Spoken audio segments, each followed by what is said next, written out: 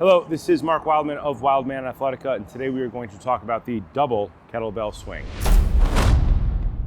The double kettlebell swing takes the place of something like a heavy deadlift in a lot of people's training.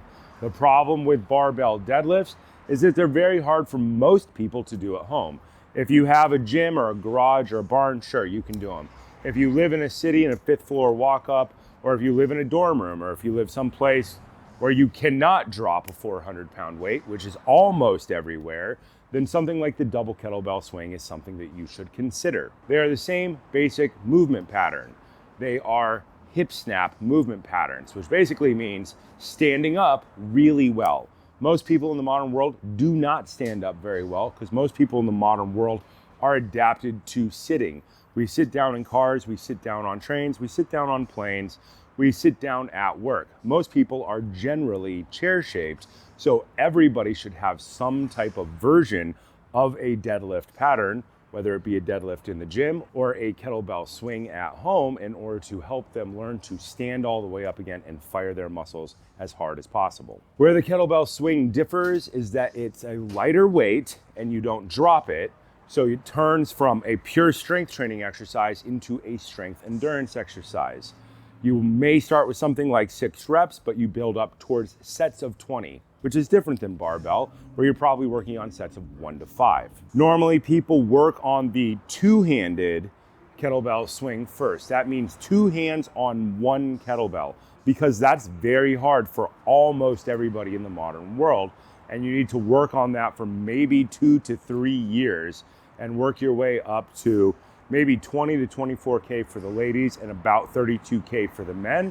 And you're building up to probably at least 10 sets of 20. We have entire programs based on that progression. Don't just try to jump right to the end. It's like trying to just deadlift 400 pounds on your first day. Not a great idea. The 2-hand kettlebell swing, 2 hands on 1 kettlebell, goes to the hand-to-hand kettlebell swing, where you start learning to change hands. When you go hand-to-hand, you are firing the X of your core. Hand crosses across your core to your opposite leg for every rep. Then there's just single arm swings, where you take all the load and you leave it on one side of your body, which makes your abs substantially stronger for a much lower weight. Then you move into your clean and press, your snatch, all these other kettlebell techniques that you absolutely need to know. And usually after 2 to 3 years, people can have the option of moving towards a double kettlebell movement. The problem with double kettlebells is it is twice as expensive. You need twice as much equipment to do it, so many people tend not to do it. Your double kettlebell swing is built on your double kettlebell deadlift. Double kettlebell deadlift. Handles are perpendicular to your body. Step up to your bell. Feet wide enough that the 2 bells are in between. Track down, stand all the way up. This is always the intro. We're always work on the deadlift before we introduce the swing. When you deadlift, the kettlebell moves straight up and down. Think of the weight of the bell as constant. Whatever the weight of the bell is, it's moving in a straight line, it stays there.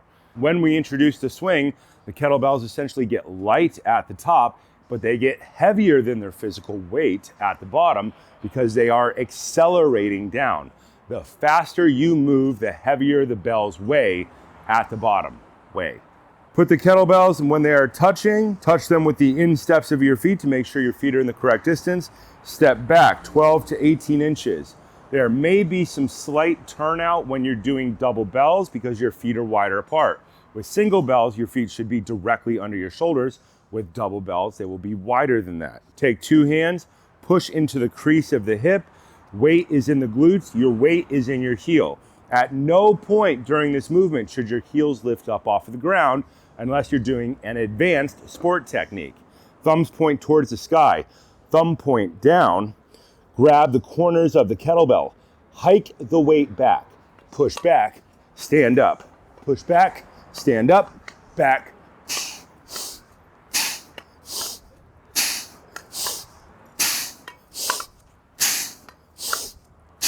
Push back, set it back down. The final position is the same as the starting position. Most people get hurt when they are setting the bells down because they will push back and they will straighten their legs to put the bells down.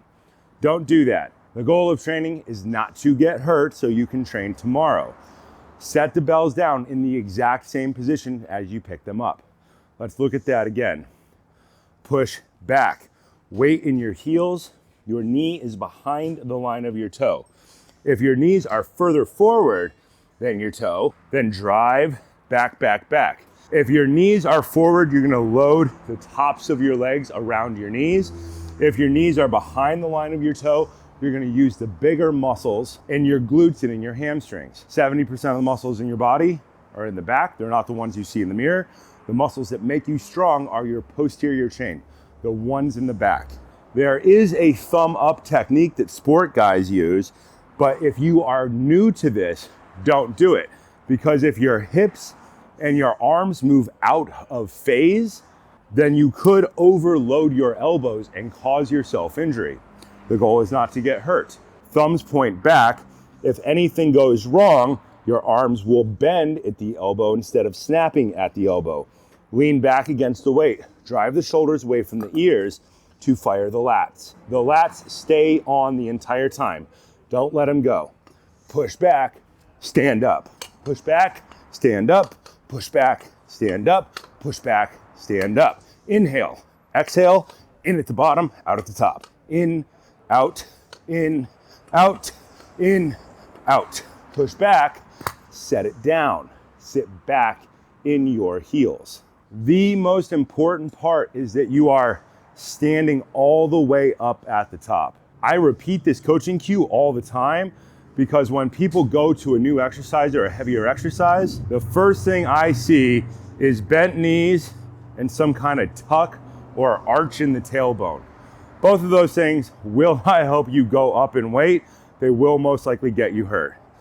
So if we see bent legs at the top, people are not standing all the way up. Drive down through the heels, straighten the legs all the way out. Drive the back of the knee back. No arch in here because your glutes are not on. You are not protecting your lower back. Tuck your tailbone underneath. Squeeze your glutes. If you do not have glutes of steel after practicing kettlebell swings, you are definitely doing it wrong. Abs on. That means rib cage down. In the modern world, most people are rib cage up, tailbone back from seated position because their hip flexors aren't doing their job correctly. Tuck underneath, belly in, abs on. At the top, no higher than shoulder height. Any higher than shoulder height, people tend to lift their rib cage. They tend to compress their lower back. Don't do that, that's bad. Rib cage down, lats on. Breathe behind the abs. The abs are on the entire time. Double kettlebelling is more expensive. Right now we're using competition adjustable kettlebells, which are the best money you can possibly spend on your health and fitness because you get 19 weights inside of each bell. That means you can change by 1K in each bell at a time. That means that you can make the smallest possible jump because it is not a linear jump in weight. The faster you move, the more it weighs at the bottom. If you have the Wildman adjustable bell, you get half K plate jumps. That helps a lot. That's the reason we designed that bell. Half K jumps means you are more likely to succeed. Most people need to go to lighter weights when they go to double bells because you're doubling the load on your body. If you're using single 24K for clean and press, going to double 24K is pretty hard for most people. Most people will not be able to open or control their spine. So most people will need to go down in weight. If you're using 24K for your single clean and press, probably go down to your double 16s. Double 16K is 32K. But because you're not holding with two hands on one object, they move independently. The way that you swing, the way that you catch, your dynamics change a little bit. Go down in weight, probably 60% of your clean and press weight, and then take that as the weight of each individual kettlebell. Kettlebells are harder on your core for most people than barbell. Kettlebells will force you into better position. You have to learn your double swing so you can learn your double clean, so you can learn your double clean and press. That's where you're going to build tons of muscle and you're going to get the most benefit for your athleticism in the least amount of time. You are never done practicing swings.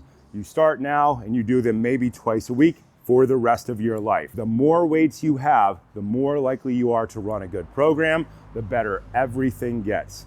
Every athletic training program has some version of a deadlift in it, and an endurance deadlift is better for the modern world.